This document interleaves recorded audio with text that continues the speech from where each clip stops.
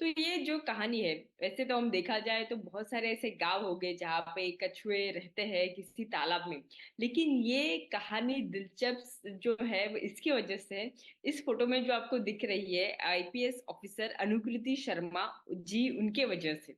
तो इन्होंने ऐसा क्या किया, जब इनकी अपॉइंटमेंट यहाँ पे काशीपुरी एक गांव में हुई थी, तब वो गांव देखने के लिए वहां पे एक चक्कर लगा रही थी।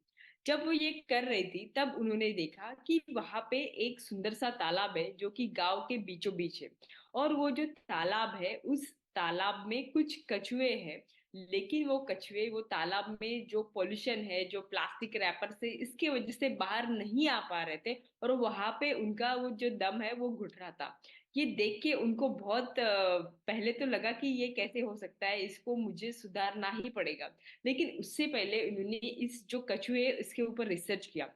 तब उनको पता चला कि ये स्पेसिफिक जो कछुए है वो है सॉफ्ट टर्टल इंडियंस। यानी स्पेसिफिकली गंगा और गंगा के आजू बाजू में जो तालाब है उसमें ही ये सॉफ्ट सॉफ्ट शेल वाले, यानी जिनका शेल एकदम सॉफ्ट होता है, वैसे वो तालाब में पाए जाने वाले कछुए होते हैं। और ये बहुत एक्सटिंक्ट स्पेसीज है, यानी धीरे धीरे ये पूरे पृथ्वी पे कम होते जा रहे हैं।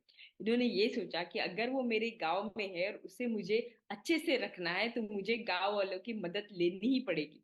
इसीलिए उन्होंने जो गांव वाले स्पेसिफिकली बच्चे, इनको उन्होंने समझाना स्टार्ट किया कि ये कछुए हमारे पूरे पर्यावरण के लिए, एनवायरनमेंट के लिए क्यों जरूरी है। जब गांव वालों की बात आई तब उन्होंने उनको इस तरीके से समझाया कि हम विष्णु जी का अवतार जो है वो कछुओं को मानते हैं और उनका वाहन हम कछुओं के मानते हैं। तो कछुओं को अगर हम अच्छे से रखेंगे तो हमारे गांव की बरकत रहेगी। इसके लिए हमें ये काम ये करना पड़ेगा कि पूरे तालाब को साफ करना पड़ेगा। 12 महीने नहीं, 24 महीने पूरे गांव ने मिलके वो तालाब से पूरा गंदा कचरा निकाला, उसको साफ किया, उसके आजू बाजू हरे भरे पेड़ निकाले, लगाए। और इतने ही नहीं कि अभी वो जो तालाब था जहाँ पे सब लोग एक डंपिंग ग्राउंड की तरह बन गया था, अब वो एक पिकनिक स्पॉट बन गया है। वहां पे बच्चों की जो पिकनिक है वो आती है। लोग आते हैं वहां पे सेल्फी खिंचवाते हैं। जो बच्चों ने पोस्टर कंपटीशन में पोस्टर्स किए थे, वो पोस्टर्स वहां पे लगाए गए। और इस तरीके से जो एक डंपिंग यार्ड था, वो कछुए का अभी सुंदर एक पिकनिक स्पॉट बन गया है जहाँ पे देखने के लिए लोग आते हैं। ये कहानी थी एक गवर्नमेंट ऑफिसर की कि अगर वो सोचे तो अपने एक पर्टिकुलर एरिया में क्या चेंज ला सकते हैं। तो चलिए अभी मैं बुलाना चाहूंगी ऐसे व्यक्ति को कि जो भी ऑफिसर्स थे और वो अगर चाहे तो ऐसे कई सारे चेंजेस भारत के कई इलाके में, कई गांव में ला सकते थे। लेकिन इस व्यक्ति ने अपना एरिया चुना और वो है पूरा भारत देश। और जब तक ये चेंज पूरे भारत देश में नहीं लाएंगे तब तक वो शांत नहीं बैठ सकते। ऐसे हमारे एमसीएल के एमडी से doctor Shyam Golab sir. Thank you.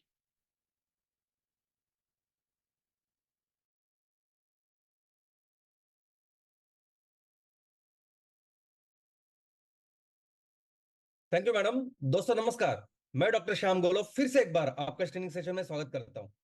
मैं आशा करता हूं कि आप सभी लोग स्वस्थ हैं और आप अपने साथ अपने परिवार का, यानी घर का परिवार और एमसीएल परिवार दोनों का ख्याल रख रहे हैं। मैं ये भी उम्मीद करता हूं कि आप सभी लोग 1 घंटा बहुत अच्छी एक्सरसाइज कर रहे हो, अपने हार्ट अपने लंग को मजबूत कर रहे हो और अपनी इम्यूनिटी को बढ़ा रहे हो। तो चलिए शुरुआत करते हैं आज के इस सेशन के साथ। दोस्तों, एमसीएल का फंडिंग का काम, उसकी प्रक्रिया पूरी हो चुकी है, कंप्लीट हो चुकी है। हम जिनसे फंडिंग ले रहे हैं, हम जिनसे ये पैसे इस प्रोजेक्ट्स के लिए डेट करके फंडिंग ले रहे हैं, उन्होंने अपना काम कर लिया है। उन्होंने अपनी ये फंडिंग हमें ट्रांसफर की है।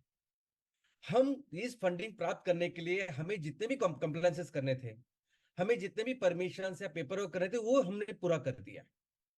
अभी जो काम बचा है या जिससे ये थोड़ा सा विलंब हो रहा है, वो बैंक के लेवल का काम।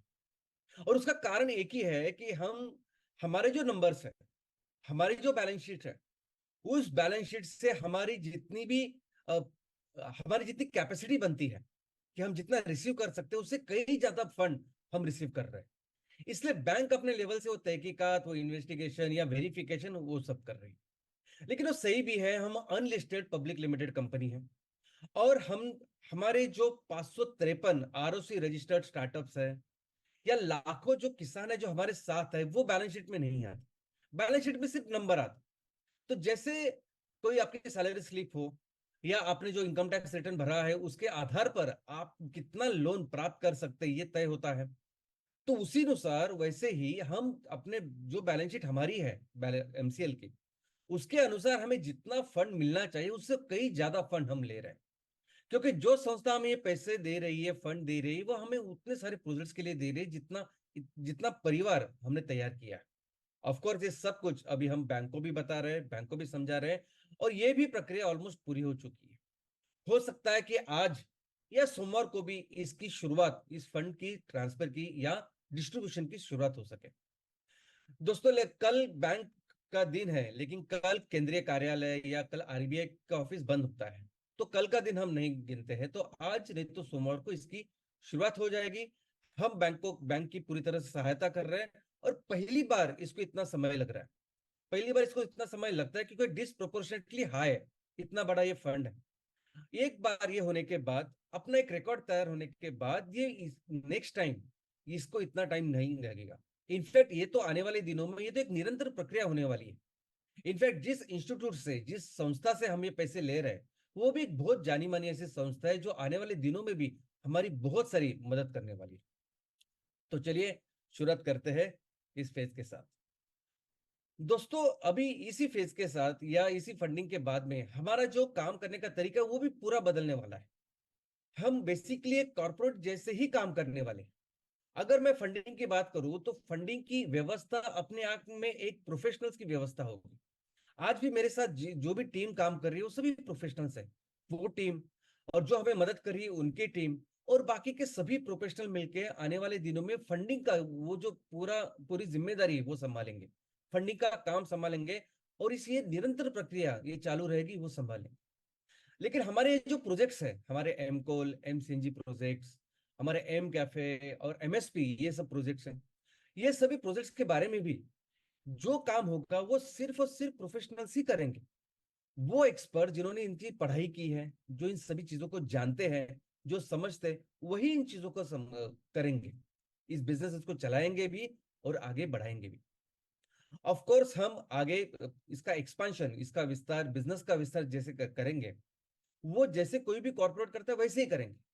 यानी अभी तक जिस तरह से एमएसएस की नियुक्ति हम करते थे, हम जिस तरह से स्टार्टअप हम प्रमोट करते थे, वो इसके आगे नहीं करेंगे। एमवीपी जिस तरीके से कर रहे थे वो इसके आगे नहीं करेंगे। लेकिन इसके आगे जो भी हमारे एंटरप्रेनर्स रहेंगे, हमारे उद्योजक रहेंगे, वो वैसे ही रहेंगे जैसे किसी कॉर्पोरेट के होते हैं।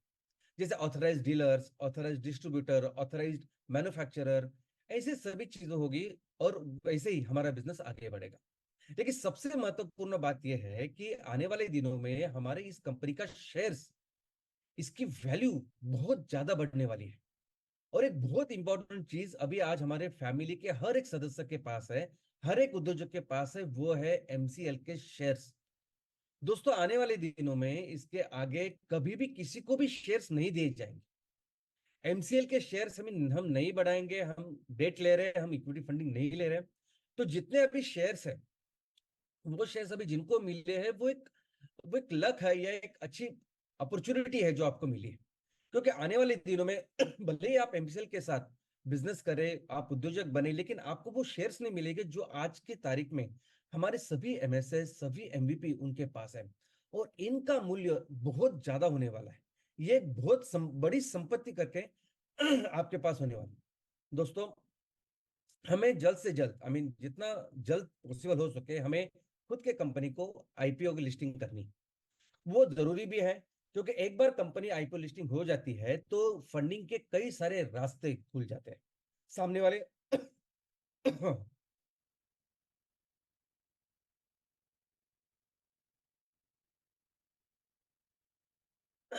इंटरनेशनल एजेंसी या कोई भी वित्तीय संस्था, उनको भी पैसा देना आसान होता है। हमारी भी एक काबिलियत, हमारी भी एक क्रेडिबिलिटी मार्केट में एस्टेब्लिश हो जाती है। तो आईपीओ इज कंपलसरी। लेकिन आईपीओ को जाने के पहले हम इस फंडिंग के साथ साथ और एक फंडिंग राउंड करने वाले हैं, जिसकी तैयारी ऑलरेडी हो चुकी है। शुरुआत हो चुकी है। दोस्तों अभी हमारा टारगेट है कि आगे के 3-4 साल में जब हम अपने कंपनी को लिस्ट करेंगे तो हमारे जो शेयर्स का वैल्यूएशन है वो 1000 से 1200 रुपया, और ये हमने आपको भी बताया। तो कैसे होता है किसी कंपनी का शेयर्स का वैल्यूएशन? तो वैसे देखा जाए तो कई अलग अलग अलग पर्सपेक्टिव है, अलग अलग तरीके हैं जिससे वैल्यूएशन फाइनल किया जाता है। जैसे आपकी कंपनी कौन से क्षेत्र में काम कर रही है, आपका जो प्रोडक्ट है वो कौन सा है, वो कितना महत्वपूर्ण है, आज उसकी मार्केट डिमांड क्या है, और आने वाले दिनों में वो किस तरह से उसकी डिमांड बढ़ने वाली है आपके वजह से, और क्या क्या बेनिफिट्स, जैसे सोशल बेनिफिट्स या फॉर पीपल्स बेनिफिट होने वाले हैं, क्या आपके प्रोजेक्ट ट्रिपल बॉटम लाइन है, आगे के 3 साल में, 5 साल में, 7 साल में, 10 साल में आपके क्या प्लानिंग है, ये सब चीजें होती है। सबसे महत्वपूर्ण होता है कि प्रमोटर्स, प्रमोटर्स क्या है, प्रमोटर्स का विजन मिशन क्या है, उनका बैकग्राउंड क्या है, क्या सोच वो रखते हैं, इस पे बहुत ज्यादा डिपेंड होता है आपके कंपनी का वैल्यूएशन। और ऑफकोर्स नंबर्स, ऑफकोर्स आपका रेवेन्यू, आपका प्रॉफिट, किस तरह से आप प्रोजेक्ट चला रहे हैं, ये सब कुछ इसमें आता है।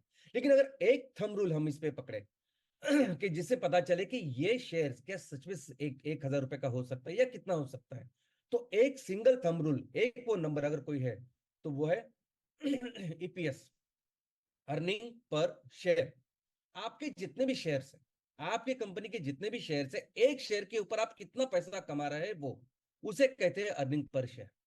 और इसका इसका सिंपल थंब रूल यह है कि अगर आपका शेयर, उसका फेस वैल्यू, उसका दर्शनी मूल्य 1 रुपए का है, और अगर आप हर एक शेयर के ऊपर 1 रुपए कमा रहे हैं, तो grossly as a thumb rule 100 रुपए का वैल्यूएशन बन जाती है आपकी कंपनी की। लेकिन अगर आपको 1000 रुपए बनाना है, और आपका अगर दर्शनी मूल्य, फेस वैल्यू शेयर्स का 1 रुपया है, तो आपको 1 रुपए के ऊपर, एक शेयर के ऊपर 10 रुपए कमाने होंगे। 10 रुपए जब आप कमाओगे तब आपका वैल्यूएशन हो सकता है 1000 रुपए। ये ग्रॉस थंब रूल है। तो इसका मतलब दोस्तों, आज हमारे पास 100 करोड़ शेयर्स है, पेडअप कैपिटल है, हम इतना ही पकड़ के चलते हैं, इसके आगे हम शेयर्स नहीं बढ़ाएंगे। अभी 100 करोड़ जो शेयर्स है, जो हमारा अभी पेडअप कैपिटल है, जितने शेयर्स हमने तैयार किए हैं, अभी अगर हमें 100 रुपए का वैल्यूएशन करना है, तो हमें हर एक शेयर्स के ऊपर 1 रुपए कमाना होगा। हमारा जो शेयर है उसका जो दर्शनी मूल्य है, फेस वैल्यू है, वो 1 रुपए का है।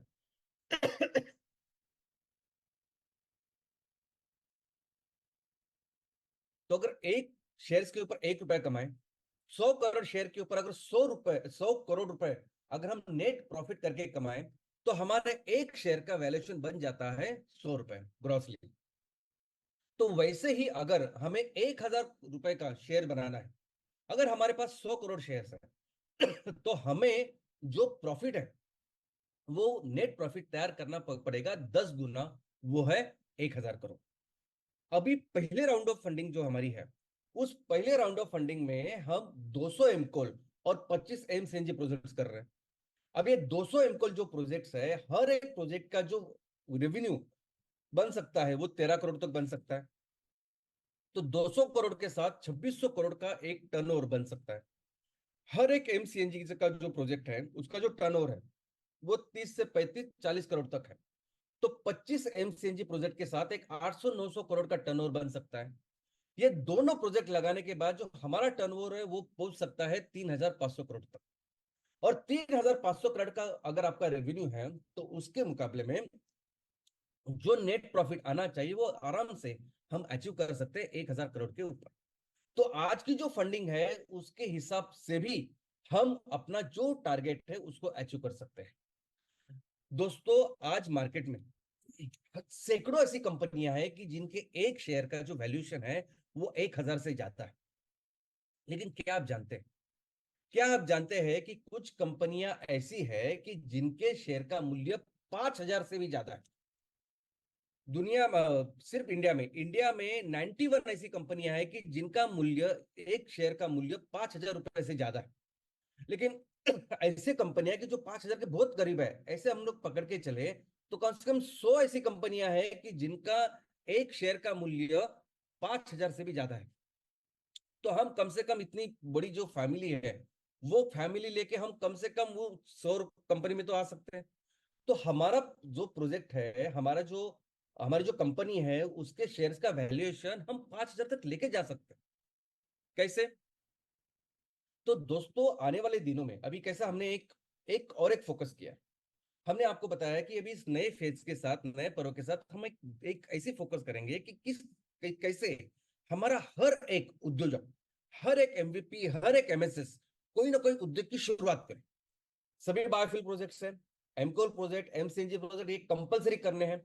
लेकिन आज अभी की मैं अगर बात करूं तो इतने दिन से, इतने कालावधि से अगर ये पूरी जो फैमिली है, इतने पूरे उद्योजक हैं, तो हम फोकस करेंगे कि किस तरह से हर उद्योजक कोई ना कोई रेवेन्यू की शुरुआत करे, कोई ना कोई प्रॉफिट की शुरुआत करे, कि जिसकी वजह से उसकी भी अर्निंग हो और किसानों की, महिला बचत गठों की और युवाओं को भी उनको रोजगार मिले। तो कौन से वो काम है कौन जो बहुत जल्दी किए जा सकते हैं? तो दोस्तों ये जो हमारे एमएसपी है, ये सस्टेनेबल प्रोडक्ट्स की जो लिस्ट है, उसकी जो पॉसिबिलिटीज है, पोटेंशियल है, वो बहुत ज्यादा है। सैकड़ों ऐसे प्रोजेक्ट है जो इमीडिएटली हम स्टार्ट कर सकते हैं, जिसके लिए रॉ मटेरियल हमारे किसान तैयार कर सकते हैं, महिला बचत गठ उसका मैन्युफैक्चरिंग कर सकते हैं, और छोटे से लेके बड़े तक बहुत सारी चीजें जो हम कर सकते हैं और इमीडिएटली कर सकते हैं। और दोस्तों देखते देखते आज हमारे परिवार में जितना पोटेंशियल हमने बना बना के रखा है, जितने हजारों आज हमारे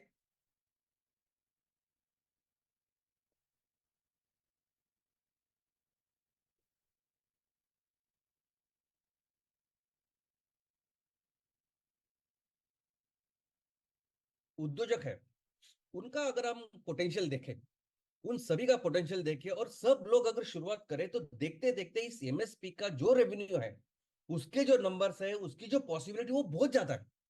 इनफैक्ट आज जो नंबर्स हमने एमकोल और एमसीजी प्रोजेक्ट की जो देखा है, उससे 8 से 10 गुना हो सकती है सिर्फ एमएसपी प्रोजेक्ट्स का पोटेंशियल, उसके रेवेन्यू, उसके प्रॉफिट।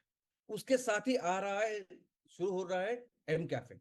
अभी एम कैफे का जो पोटेंशियल है, वो आज हमारे जो बायोफ्यूल का जो पोटेंशियल उतना ही है, उतना ही हो सकता है। लेकिन इन दोनों से 8 से 10 गुना हो सकता है हमारे एमएसपी का पोटेंशियल।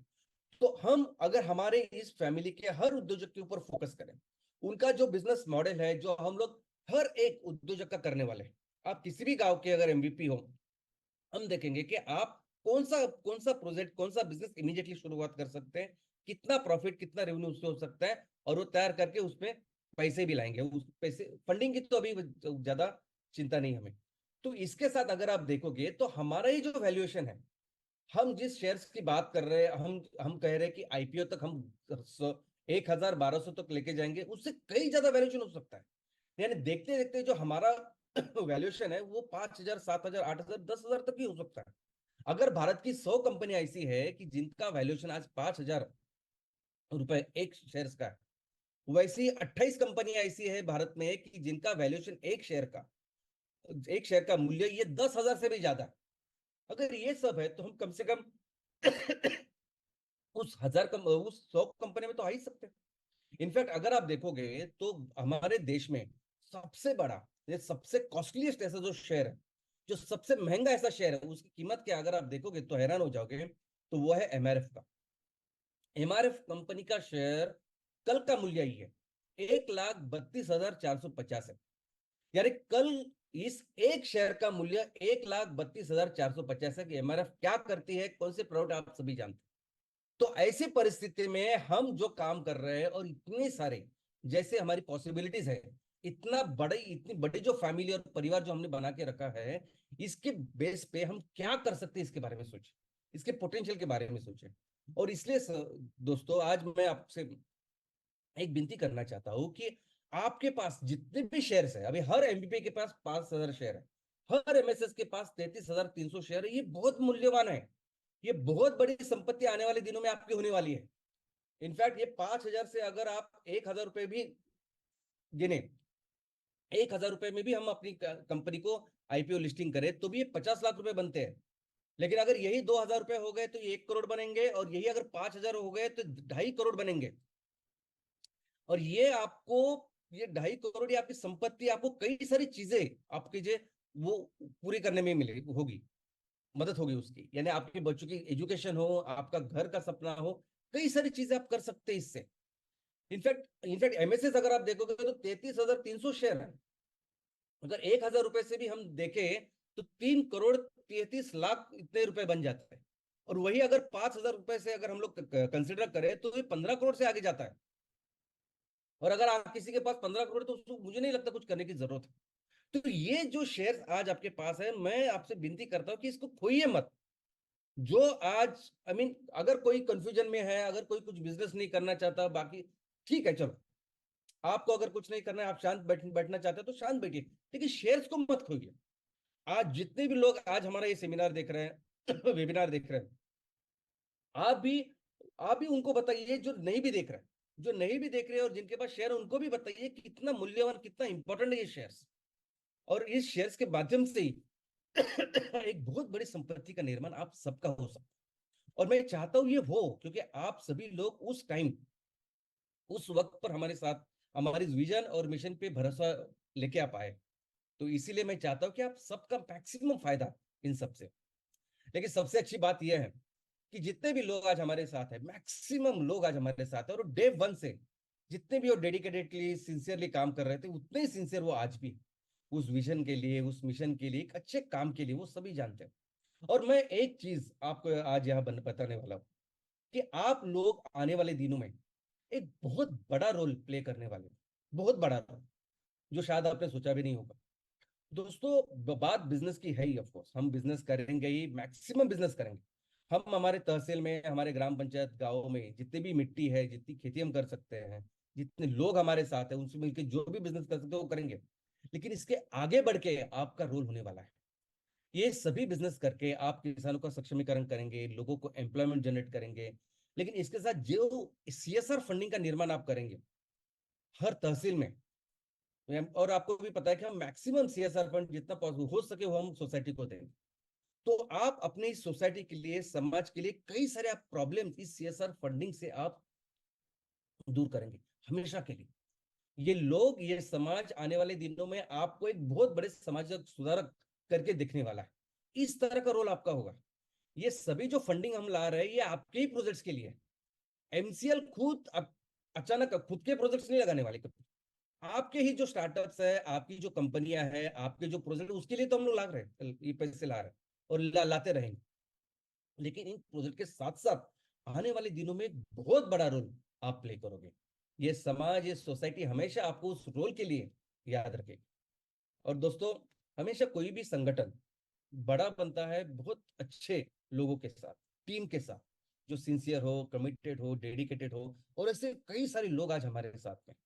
छत्रपति शिवाजी महाराज हमेशा कहते थे कि उन्होंने वो जो स्वराज्य का निर्माण किया, वो इसलिए कर पाए क्योंकि उनके साथ वो डेडिकेटेड वो टीम थी, वो मावड़े थे, जिनकी वजह से वो कर पाए।